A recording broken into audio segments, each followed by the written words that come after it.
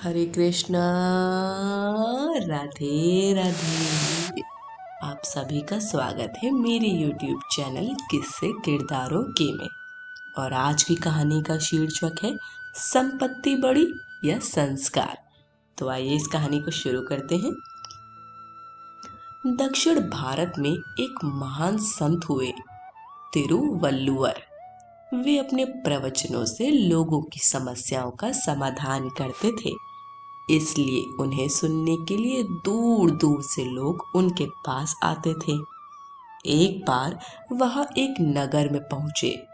उनके प्रवचन को सुनने के पश्चात एक सेठ ने हाथ जोड़कर निराशा का भाव लिए उनसे कहा, गुरुवर, मैंने पाई पाई जोड़कर अपने इकलौते पुत्र के लिए अथाह संपत्ति एकत्र की है, मगर वह मेरी इस गाढ़े पसीने की कमाई को बड़ी बेदर्दी के साथ बुरे व्यसनों में लुटा रहा है।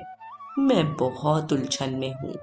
पता नहीं भगवान किस अपराध के कारण मेरे साथ यह अन्याय कर रहा है।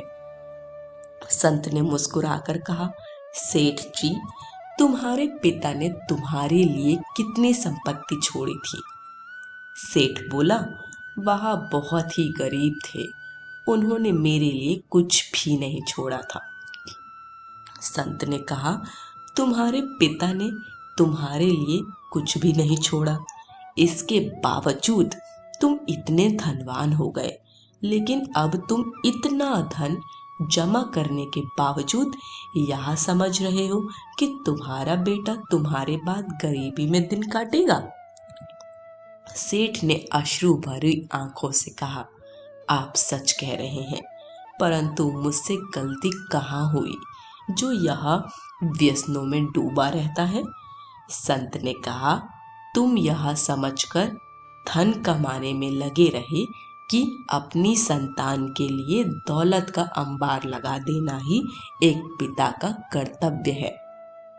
इस चक्कर में तुमने अपने बेटे की पढ़ाई और संस्कारों के विकास पर कोई ध्यान नहीं दिया।